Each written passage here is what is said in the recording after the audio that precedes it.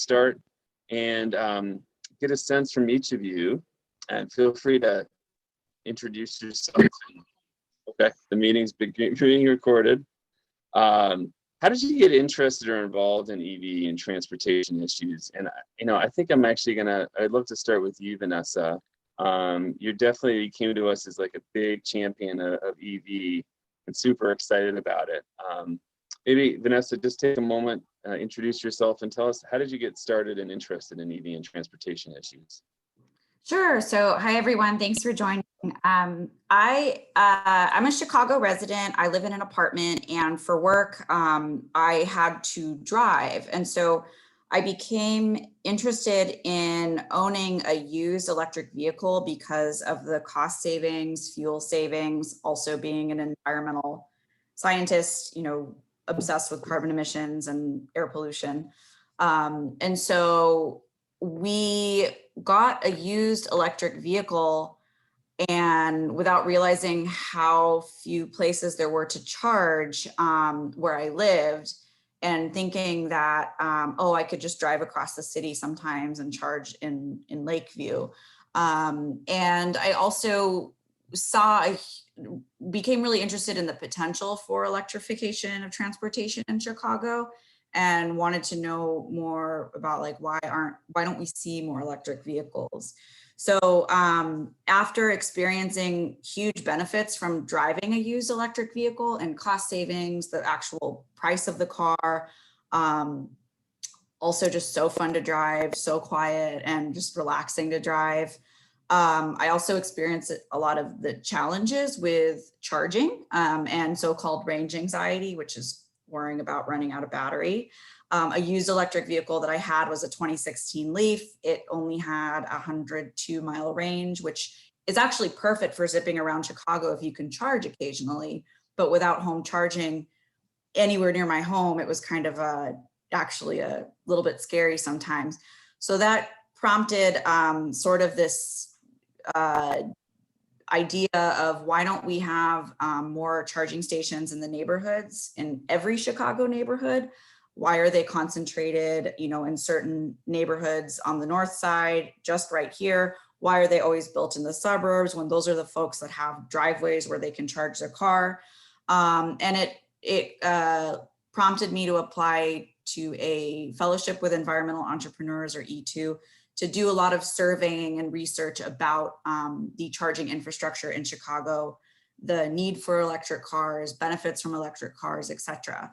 So anyway, after researching and coming up with a way that more neighborhood sites could actually utilize their existing infrastructure to provide charging to the community, I teamed up with William with EVMatch to actually pilot the concept of a model of community charging, where we could plant chargers in the neighborhoods that didn't currently have much public charging access, and allow sort of a circular sharing economy transaction to provide charging to folks who live in apartments like myself, charging to folks who are zipping through the neighborhood from another side of Chicago, and also just boost EV presence in general. Nice, that's a great transition. William, maybe you could just tell us a little bit more about EVMatch and how it functions. Yeah, absolutely. Hi, everyone. I'm William Truesdell. I'm the Sales and Marketing Manager at EVMatch. And as Vanessa alluded to, EVMatch is a network for shared charging. So our mission really is to make charging more accessible for everyone, not just people who have a garage and can easily install their own charger or plug into their own wall. So that's where the idea for EVMatch came from. We're a peer-to-peer network. So anyone with a home charger or business charger can list it for rent on our platform. So it's a simple app. And then EV drivers can easily locate and also reserve chargers. So we built in a reservation system to make it easier and ensure that drivers have more confidence when they show up to a charger, rather than rolling up to a charger and finding it blocked or broken, which can contribute to range anxiety. So go ahead. No, continue. Okay. Yeah. So we were really excited to do this program in Chicago that Vanessa really did most of the work for. And we've installed a number of chargers around Chicago in publicly accessible locations. And our other mission is to make installing the equipment affordable and possible for, companies or businesses or properties that aren't Google and Facebook. So we have a number of those chargers operating around Chicago that get pretty significant utilization, and we're always collaborating with the hosts of those chargers to try to increase the awareness and use of those as well. So in the spirit of the question too, William, how did you get involved in or get interested in EV and transportation issues? Yeah, absolutely. So I'm actually in Boulder, Colorado. So I grew up in Colorado, and I got involved with some nonprofits early on. Actually, the campaign we were working on was to decarbonize our electric utility in Boulder and in the area. And that kind of, snowballed into working down at the state legislature on clean energy and clean transportation policy. And shortly after that, I found EVMatch and was very intrigued by the potential for private business to make an impact as well. So I've been with the company for almost 4 years now, and we've been growing the network nationwide. Nice, thanks. Hey, Art, can I bounce it over to you? How did you get involved in electric vehicle charging stations? Again, William, Jonathan, thanks for the opportunity. I started out with Blacks and Greens, just as what they would call a committee advisor. My background is pretty much in network infrastructure and installations. But Blacks and Green is advocates for clean energy in underserved communities. So working with them, I had the opportunity to listen to a lot of the perspectives from the advocates in the renewable energy sector. And I just felt that it was a mission to get involved with it. I transitioned from, like I say, network infrastructure from AT&T over 18 years, close to 19 years. And this was an easy transition for me, especially with the latest technology, the new applications that's being utilized by EVMatch, just the actual structure of how it ties into my previous background. And working with Vanessa and Blacks and Greens, it was an opportunity to really utilize and get back into underserved communities. So I welcome the opportunity, actually. So it's been about 3 years. Yeah, about 3 years now. Nice. And how many EV stations have you been able to install? We got 3 installed, and we got three commercial, and we got 2 residentials pending right now. Okay. But Awesome. the goal is, as Vanessa had mentioned, one more hopefully. The goal, as Vanessa has mentioned, is to try to get more charging stations in the underserved communities and charging station as a whole.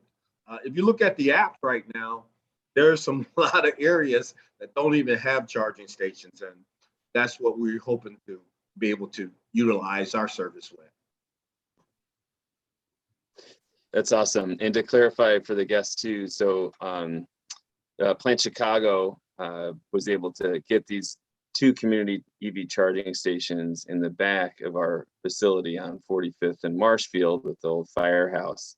So those charging stations are available to the public to sign up for, regardless of not whether we're there or not. So we're really excited to be able to have these charging stations that are accessible in a part of the city that really doesn't have that infrastructure yet for it as well.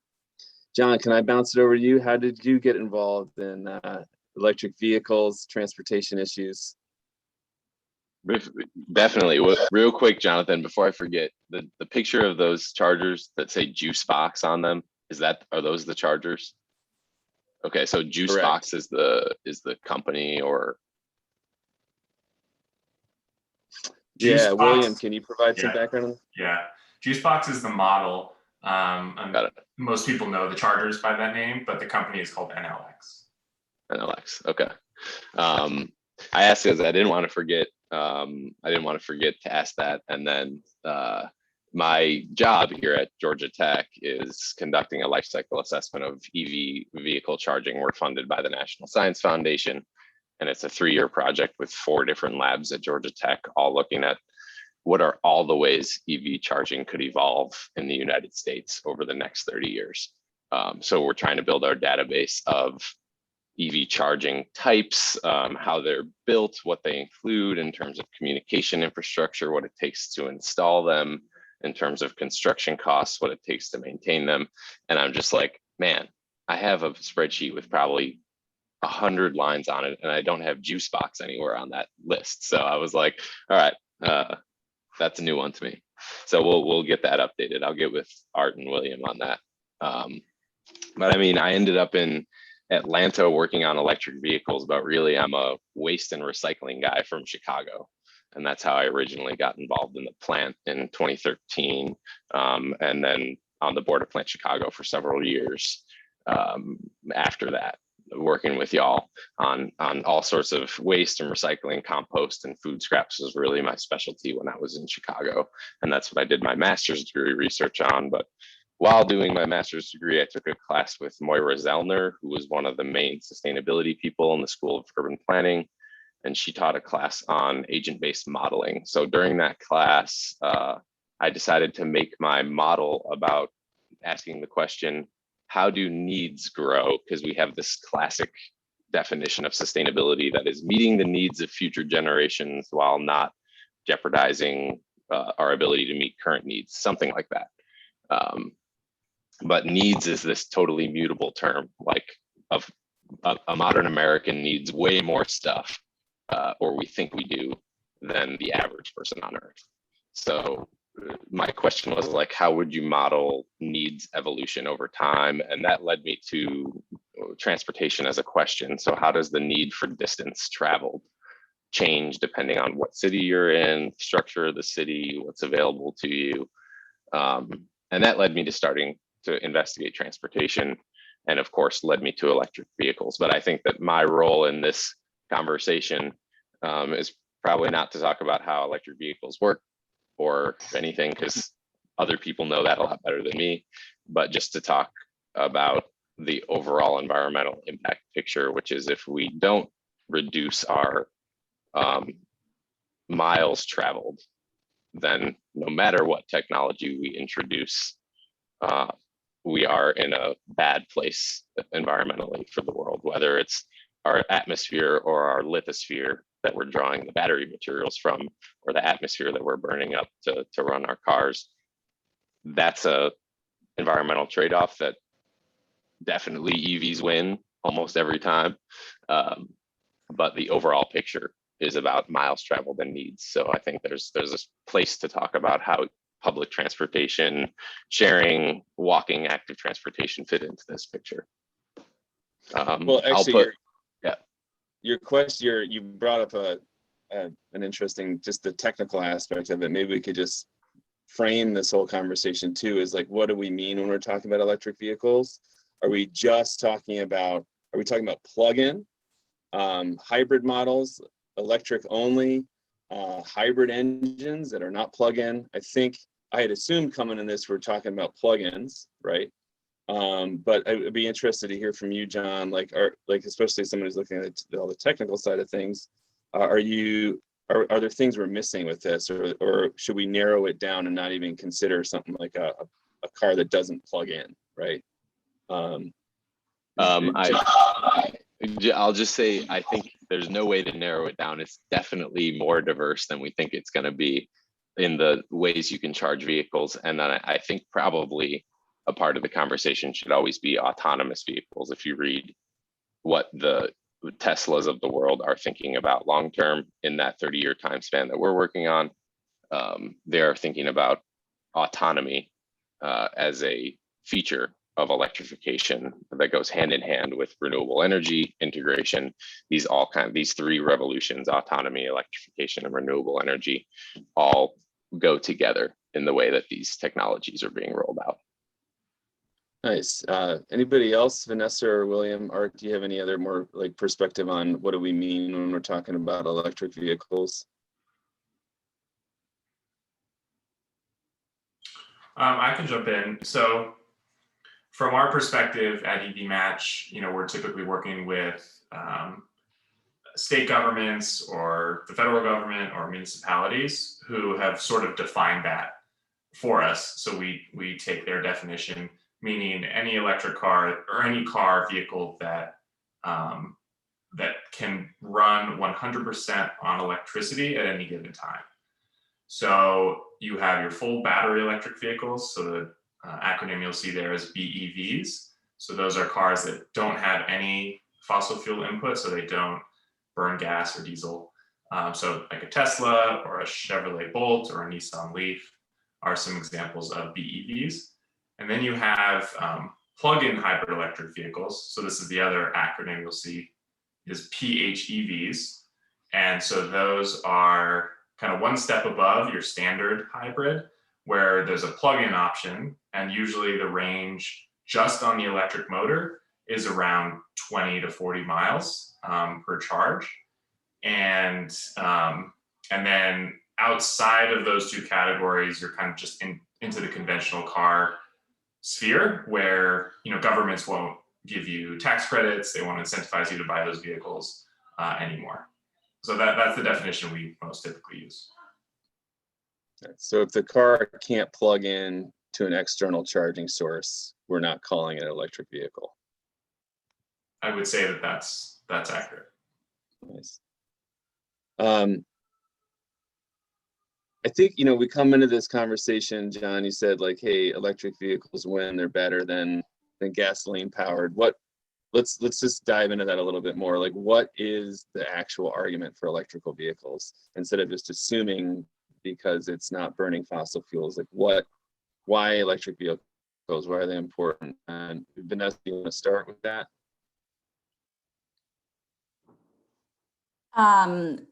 So why electric vehicles are better than gasoline? Was the question? Yeah, like why should we be using electrical vehicles in the first place? Okay. So my understanding and John, I know you can speak to this more with most recent scientific research, but when you use an electric vehicle and you charge a car on electricity and you do a life cycle analysis, which is looking at all the impacts of carbon emissions from cradle to grave of car production, you see that it's much lower than a gasoline fired vehicle, even on the dirtiest grid in the United States right now.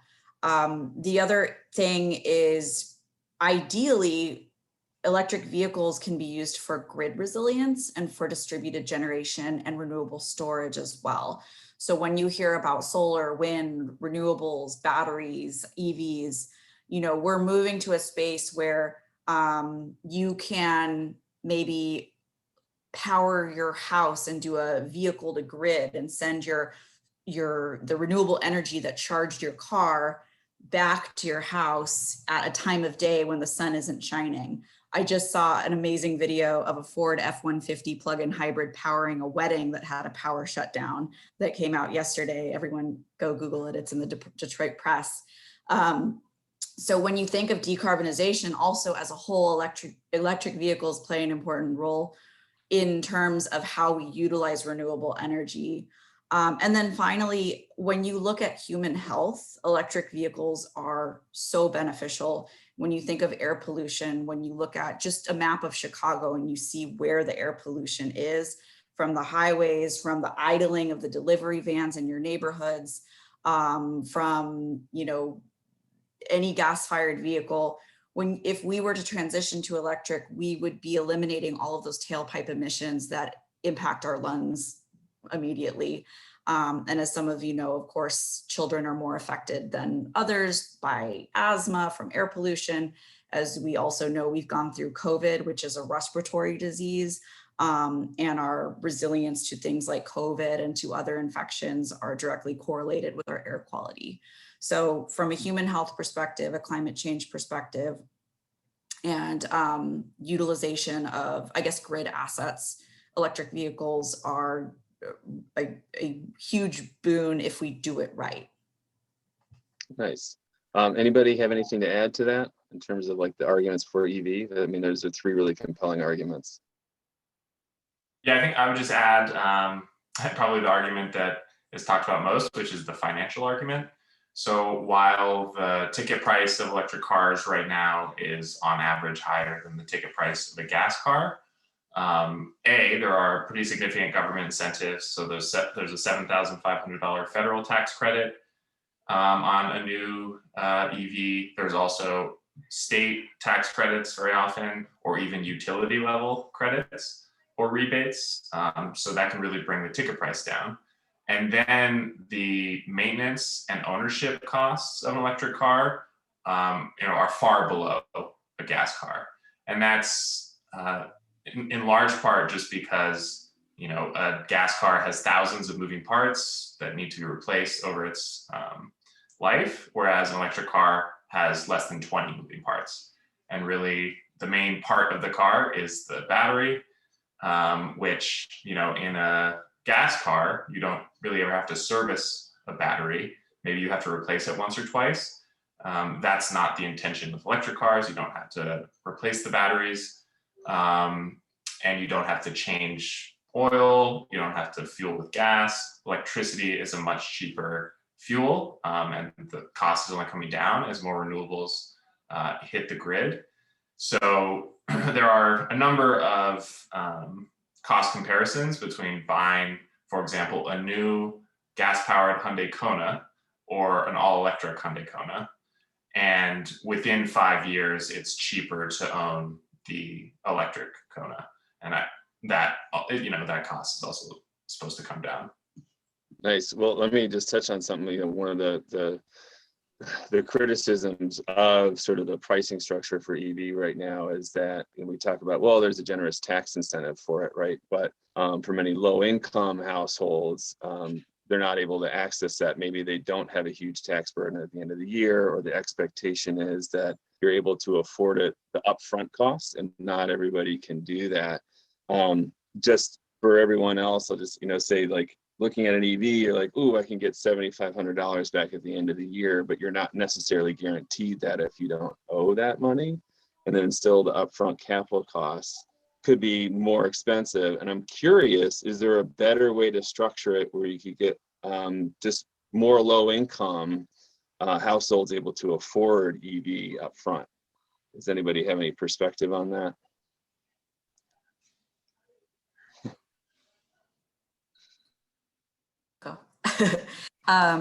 Yeah, so I think that we need sound policy that prioritizes getting EVs to the people that could, ultimately benefit from them the most. And it needs to be structured in the same way where you can have the upfront savings and reduction as is and not have to wait for an incentive. It's kind of some of the same issues with these energy efficiency programs that I work on, and the other thing too is, yes, the prices are coming down, but yeah, we really need sound policy that makes it the competitive choice, right now. And also, the other thing I'll say is used electric vehicles are, my friend just texted me, cash on the hood rebates, including rebates for used electric cars. That's like a really sound policy that we need in place. I know Illinois is working on their energy policy to encourage EV access for all and to have an equitable policy that lets people get in the cars and at all levels of income. The other thing too is used electric cars are one of the cheapest options out there. I know are used, and if you have the right charging infrastructure, and most of the commute that I had personally in the city was no more than 12 miles a day, that also was like a no-brainer for me until I found that there was no charging infrastructure in my neighborhood. So I would say, I guess just from my experience, the used EV was the cheapest car I've ever, not that I bought a ton of cars in my life, but one of the most competitive choices. And then also we do need policy that reduces the upfront cost. Nice. I'm just All going right, to drop, Jonathan, I'm just going to drop one thing in the chat that I think everyone on this chat group will have fun playing with. It's the Department of Energy's EV infrastructure projection tool. And you can play with the numbers and see how much EV charging infrastructure you'd have to build in your city, depending on how many people have access to home charging or don't. And how many, and like what types of cars people are buying. Are they buying low mileage vehicles like the used Leafs that Vanessa had, or are they buying the brand new long range vehicles? You can play with the numbers and see, but I think that tool will show you very quantitatively that building infrastructure, building EV charging infrastructure that's available to people who don't have access at home, and having encouraging the uptake of smaller distance used EVs are like the key. If we're just talking about the latest Tesla models, then we're not talking about equity in EV charging. Nice. That brings up another topic I think we've all discussed in various ways, but like the location of these chargers. Are, you know, maybe starting with you, like where are you seeing these chargers get installed? Are there more community, like publicly open chargers getting installed? Are a lot of these in private households? And then maybe other folks on the call can chime in from other parts of the country too. All right. I'm sorry, I just finished myself back. Well, it's I'm seeing more of residential, so it's private at this point, because I'm getting people chiming in and they're looking at some of the incentives. And now you look at this infrastructure bill that was just passed, they're looking to go from 100,000 that's currently out there up to 500,000 within the, I'd say, 2030 timeframe. So there is the funding and getting the industry to buy in, getting the car dealers and manufacturers to produce and to promote and just talk about the clean energy perspective as a whole. I would think that before, within the next 5-10 years, you're going to probably see more private owners getting these installs. And of course, with having the flexibility of charging, like you guys are at Plant Chicago, you can have incentives coming in by just having this service installed, especially on busy highways, on entrances and intersections where you get high traffic. So I can see how this could actually utilize and serve a community well. It's basically just getting the word out, getting the buy-in, getting the auto builders to keep pushing and doing what they're doing, and getting the funding for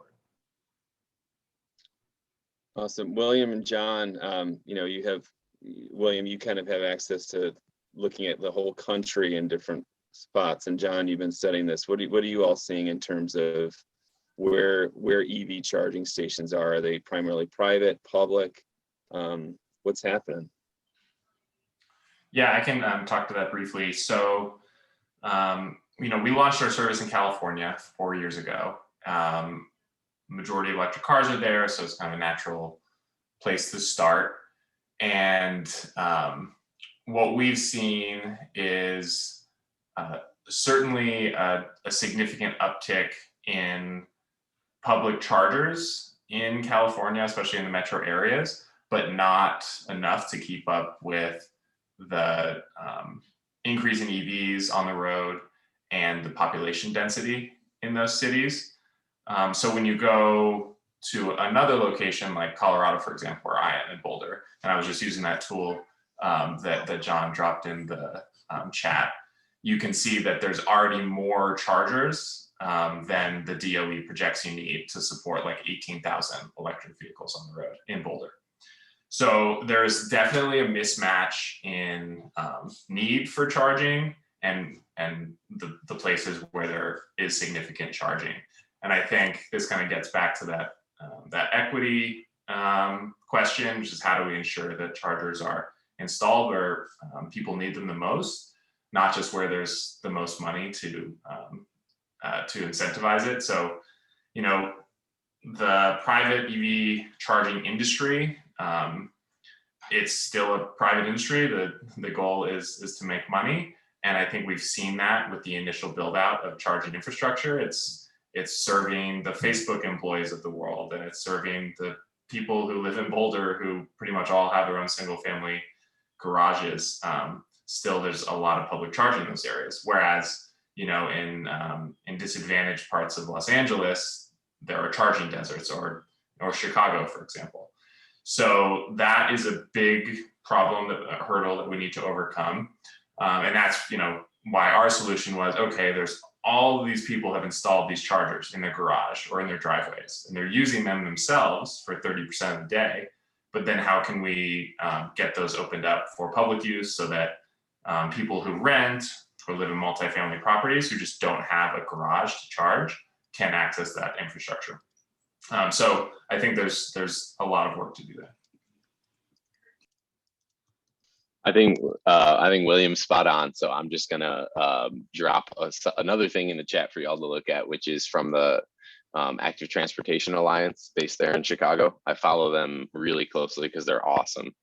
And they just published, or Kyle Whitehead, who's their active, their policy guy, just published a kind of call to action on the infrastructure bill. Since we're talking infrastructure bill has a lot of great stuff for EVs, but it also has a ton for highway construction. It's basically a guarantee that Americans will have as much highway travel distance available to them as possible. And that's what I talked about when I modeled needs growth. It's these types of infrastructure changes that allow us to just expand our big supersized American ecological footprint. And it's a great analysis that shows you the danger there. And I think that is something we always have to keep in mind when we talk about EV infrastructure. Are we focusing on EVs so that the average person can get around and meet their basic needs? Or are we focusing on EVs that just expand into this nationwide network of never-ending autonomous travel that, you know, you eat the ecological cost somewhere. It might not be the atmosphere in the case of non-combustion vehicles, but it's ecosystems in Chile and Argentina and somewhere around the world. So that's my kind of the point that I will inevitably come back to all the time. I'm gonna play just devil's advocate here. What's the draw? What does it look like? What if everybody had their own private, like, EV charger? Like, is that the world we want to build? Like, why couldn't everybody just have their own EV charging station home? That's actually what your question was, I think, is what direction are we going? And I would say that we're headed in the direction of, without any structural changes, we're headed towards fast EV chargers in public settings, DC fast chargers available in public settings, and then basic 240 volt chargers at home available to EV chargers. I guess, are we really headed there, or are we headed, like, as William was saying, where it's like mostly higher income people and, you know, installing these at home, right? So are we really headed to these public charging stations? I think we are. My prediction is that EVs will inevitably have to mimic gas stations at some level, so that people will need to be able to stop during the day wherever they are on road trips or wherever they are and quickly charge in the same way you fill up at a gas station. The EV industry is trying to mimic that actively with the DC fast charging infrastructure. Cool. I just want to Vanessa. thank you. So, and that's also why I really like the thinking of the sharing economy and how we can, instead of just necessarily everyone, if we just snapped our fingers and everyone had an EV, would all our problems be solved? No. But finding shared use solutions, you know, not just public transportation electrifying, but think of what the impacts Uber and Lyft had on our cities. For example, you know, I know Billy Davis is on the call, William Davis. He is a founder of a shared use vehicle service with electric vehicles, which could provide last mile transportation to public transportation through an EV fleet, which could potentially use community chargers and use public chargers and have a partnership. Maybe they, maybe the shared use drivers, whether it's Jitney EV or Uber or Lyft, can charge rate that Lyft and Uber pay for them, you know? So there's also a lot of ways that we could optimize EV charging. I think EVMatch is a great example. I think also ways, you know, most people who own a private vehicle charge their car at home. You know, the MUD, the multifamily issue that we're trying to solve with the community chargers is, you know, we'll provide a local charger near somewhere that people only have street parking. But, you know, there's a lot of things that we could also do with private/public, you know, shared optimized charging that I think we're seeing a lot of exciting solutions and solutions too. So yeah, I just wanted to throw that out there. Yes, you know, it's very easy to think we need DC fast chargers everywhere on the side of the highway.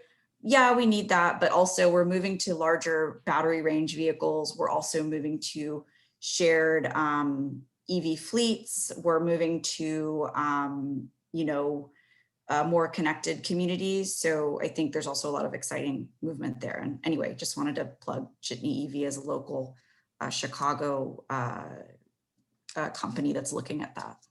What was the name of the company? Jitney EV, and I see William Davis on the call. Yeah, he actually submitted a question here, which I think you were just touching on this, and we've touched about it, but just to get it out there in case, just how do we ensure that public investment in EV charging hits charging deserts in neighborhoods where the percentage of EV ownership does not yet support? So the question is about public investment in EV charging. How do we ensure that it's essentially getting a more equitable rollout, right, and access? I'll say really quick. So yes, I think we need to have policies that ensure that the infrastructure is hit and prioritizes areas where there aren't EV chargers. Like, for example, I live in Lakeview and there's a charging station on every corner and no one's using them, but there's nothing on the west side, there's nothing on the south side. So I think local policy needs to acknowledge that and work with communities to build that, and also trust that if you build infrastructure, people will come use it. A lot of studies show that if you build the infrastructure, even if there's no EV owners near there, EV drivers will come use it and it'll help drive adoption. So that was the other thing that we were banking on with this project is, yeah, let's try to pilot some community chargers where there isn't EV ownership and start, you know, trusting that those studies show that they will come, get the EV presence, get people talking about it to help electrify those areas. So I think that's a really important question. And I think that where there are charging deserts is where we should prioritize building infrastructure. And Vanessa, real quick, would you mind dropping the name of that company you mentioned into the chat just so people can see it spelled out? Yeah. Great, thank you. I also say just a reminder for those of you on the call, like if you've got questions, please drop them in the chat. Otherwise, I'm going to keep asking most of the questions. I want to get just back to in terms of access and sort of being tied to the grid. We haven't yet touched upon a couple, I think, key things about EV is if you're tying into the grid, the source of the energy, where it's coming from. So like can anyone sort of touch upon like just tying into the grid and where we're getting our energy from? I think we can use Illinois is one example, but maybe some other states as well.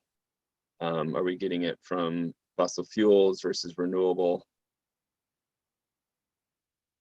I can just give you the quick summary. Like basically, if you from the life cycle assessments of EV use that just look at carbon emissions, the average American grid is an improvement on a combustion vehicle. So the average American grid has a lower emissions per mile if you're charging just in the average location. the average EV life cycle assessment conducted in China shows that EVs are worse on a carbon emissions basis than just a gasoline vehicle. That's because China's grid in most locations is coal-based. If you do your, so I'll just end it there. That's what the LCAs, the quantitative LCAs of carbon emissions across the life cycle show for EVs versus gasoline. I don't know the Illinois specifics. I assume it's better because it's mostly nuclear. It's majority nuclear, I think, with Yeah, a mix of coal and We're natural moving away gas. from coal. Coal is still a big chunk of it, but we're moving away from it for sure. We have another That's question still here. better, though. Yeah, no, that's great. That's great information, because I think a lot of times you hear out there, people, naysayers will just say, well, EV, it's like you're still getting from the grid, and it's we're using fossil fuels, so isn't it bad? We had another question here. Are there any best practices for utility programs that incentivize EV charging stations or EV vehicles? And are there ways that utilities could improve their programs? So, like, what could utilities do? I can chime in there.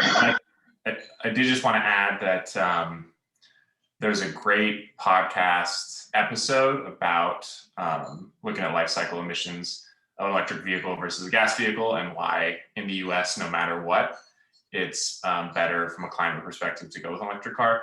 The podcast is called How to Save a Planet. It's from Gimlet Productions. So I can drop that in the chat later as well, but definitely worth a listen, because it's helpful to conceptualize it from, an individual perspective, thinking, oh, maybe I could just buy like a used gas car, not going to be producing any batteries. Is that better for the environment? And they really look closely at that. So that can be helpful. In terms of utility programs, so EVMatch, we are involved with a number of utility programs with both investor-owned utilities, municipal utilities, and what are called community choice energy or aggregates, so CCAs. Those are mostly found in California, and I think they're gradually creeping across the country. But there's, I think, a lot of potential with utilities to be innovative and to create programs that deal with the charging infrastructure problem generally, but also to deal with the equity problem related to charging infrastructure. So for example, we're doing a couple of pilots where we're installing electric vehicle chargers at multifamily properties and trying to ensure that some percentage of them are in disadvantaged communities, and then opening those chargers up to the general public as well, so that they're not just reserved for tenants who can afford to live in that building or live in that building, but then also available to others around. So it's combining both the private model of charging with the shared model of public charging. And that's been really exciting. And so, that was a funded program through a utility, a CCA called Silicon Valley Clean Energy in California and in the South Bay area. And their whole intention was to, test out innovative models to increase infrastructure for more people. So definitely a lot of potential. I also want to add to, there's different times on the grid when we have more renewable in the mix and when it's better to charge your car. There's many utilities that have rates that reflect that grid mix of being cleaner or dirtier. ComEd has hourly pricing where if you are a resident with an EV and you charge overnight, you'll get paid to use electricity. So that's another utility solution, is to use price signaling. And it's also something that I think will help customers, optimize not just their clean energy usage, but reduce their costs of charging their car. And also something that I think EVMatch is really pairs up with this really well, because the hosts of their EV chargers can adjust the different rates based off the time, based off of who uses it. So just wanted to throw that out there, is utilities can build into their programs pricing that helps us, soak up renewable energy when needed. And then eventually in the future, we would be dispatching that back to the grid. I'll just piggyback on that real quick, Vanessa, and throw another link in for y'all, which is the latest the latest research on time of charging and greenhouse gas emissions.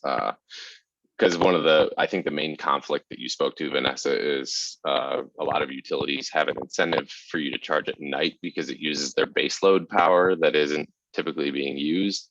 But if we look at emissions, we need people to charge during the day because that's when renewable energy is available. Now, if you look at California, California is now requiring all new PV installations to have a battery backup associated, and they're basically banking on the fact that people aren't going to charge during the day. People are going to charge during the night. So this PV and wind installations need battery storage so that when the power draw happens at night, the energy is there in the batteries instead of being used. But the ideal would be for it to not go into batteries and for it to actually be renewable energy being generated, because just from my perspective, once the energy goes into a battery, it's not renewable anymore. Now you're relying on minerals to provide your energy. So that's a big piece that you spoke to, Vanessa, that's underway right now. And it's a huge focus of attention, policy-wise and technology-wise. Speaking of batteries, the other naysayers of EV will talk about often like lithium mining of the batteries, and there's definitely parts of the world where it's highly exploitative of local populations and the earth, right? So when John, you were talking about, are we destroying our atmosphere or our lithosphere? I think there's also the element of exploiting people. I'm just curious, this is an area I really don't know much about because we are so far removed from mining, but can anyone provide light on kind of where the industry is moving in terms of extraction of minerals like lithium and elements to power these batteries? Like where's the industry going? Are they paying attention to these major issues? I'm putting that out there for the group because I don't really know.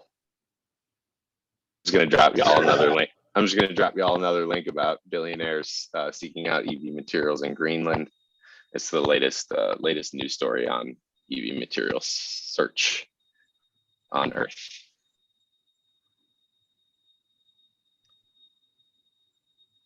I really encourage everyone to check out Argonne Laboratories, which is in Illinois, our local lab. They're doing a ton of research on battery recycling and also looking at what's the scale that we need to produce batteries if we're going to have grid storage, if we're going to have EVs. And I think it also, it is extractive, but it's also, we can recycle these materials, and we're working and investing on very rapidly figuring out how to do that. I know car batteries can be used for grid storage. The other thing too is it just kind of speaks to why, having, I think, like shared use and a sharing economy with electrification is also something we need to be thinking about, not just snapping your fingers and everyone necessarily drop what they, stop biking and drive an electric car, but, we do need to also invest in things like public transportation. And I know someone asked about this, walkable things with urban planning, but, when you think about the climate crisis and the timeline that we have to avoid the crucial tipping points that are irreversible, EVs are a boon. And if we can scale it up quickly enough, I think this is also, I'm more of like we have a timeline to solve climate change, let's do it. And also like the people who are going to be most affected are people of lower income. I lean towards, we can scale this quickly, but also carefully. And if we really think about reuse and again, a sharing economy and not just necessarily rapid consumerism solutions. I think we can make a huge difference. And we do have to sacrifice and do some lithium mining in the meantime. Well, so I this give y'all- segues back can to I- Elise's question. Yeah, go ahead. Jonathan, let me just give one quick number that I calculated back of the envelope the other day, which was that an EV basically without battery recycling requires 16 tons of materials to be extracted from the earth, an EV battery, over the course of its lifetime to use, if you include all the mining materials and everything. A combustion vehicle requires 57 tons of material if you include the weight of the fuel and the oxygen that it burns, the portion of the atmosphere that we essentially burn in the engine. So 16 versus 57, just a quick back of the envelope number for y'all. If you were to do battery recycling, it goes down to 9 tons for the EV. That's great. That's great to know. Also thinking about too, like, you know, we're well aware of gasoline and petroleum industry also being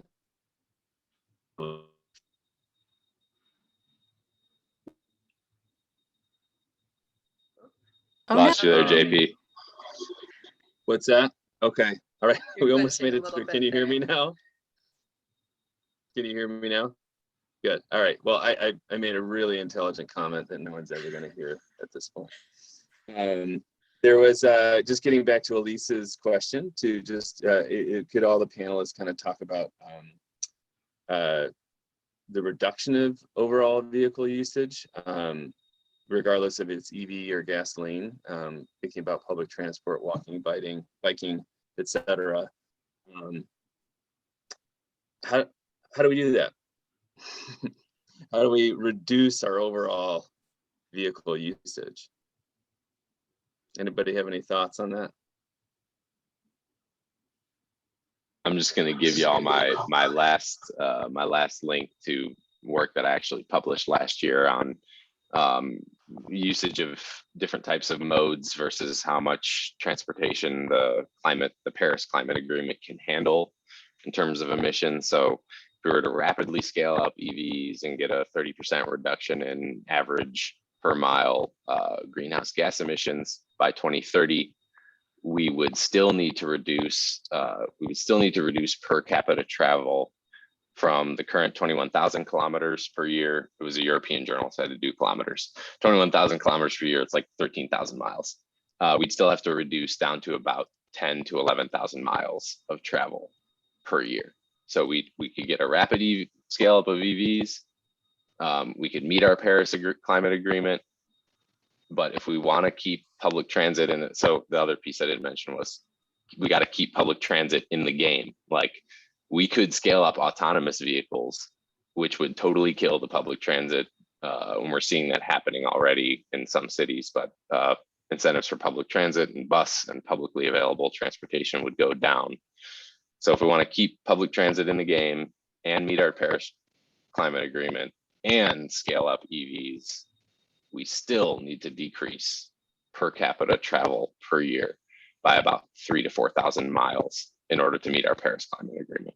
Per capita I'll drop that travel link. per capita travel by any means or By by any means, vehicles? walking, you'll see it in the paper, walk from walking to airplane, total miles, total distance traveled per year. From walking to? Walking is included. You're killing walking? No, That I'm was saying the best. Yeah. I included walking in my numbers. So I included it. I used US travel survey data. So if we want to, I like basically in adding up how much miles people travel, walking is included. It's people don't walk, right? It's Okay, even if you do walk, you can't walk that fast. So you can't walk that many miles. All right. So it's kind of a Is drop in the is it bucket. fair to say though, we could encourage people to maybe walk a few hundred more miles per year? and That's drive included 1,000 less? That's included in the model. I'm gonna drop it in here for Okay. you. All right. Walk more, drive less. There you go. That's actually more like do anything but drive and take an airplane more. Move Okay. yourself by any other means. All right. We've got Maybe another. personal helicopter is We included. only have a couple more airplane. minutes left, but yes. Yeah, we've got one more question in the chat that I don't want us to miss.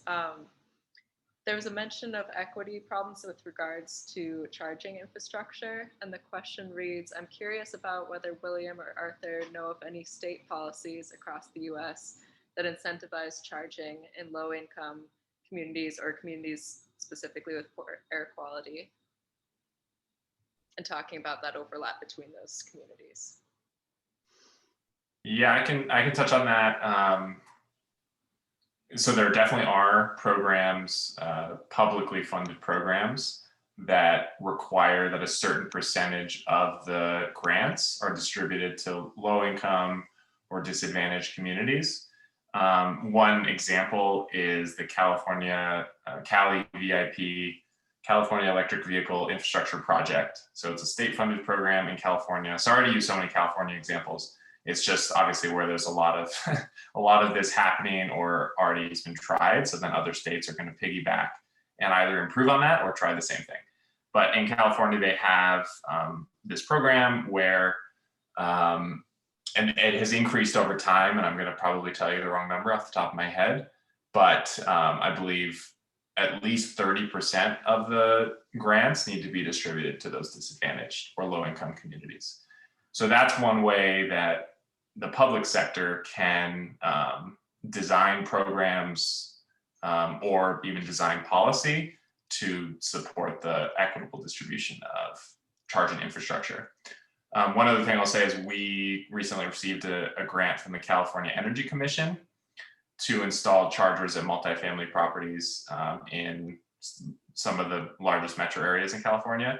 And we wrote that grant application to prioritize installing in disadvantaged communities and working with partners like Grid Alternatives to identify properties and locations where we can install those chargers. The grant fully covers the installation and the hardware, so it's really just a matter of reaching those communities and showing them that this is a benefit.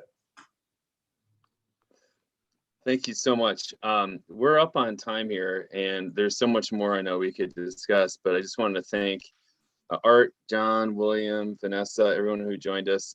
Really excited, Vanessa, William, Art, for getting the charging stations up at Plant Chicago, having them accessible to the public.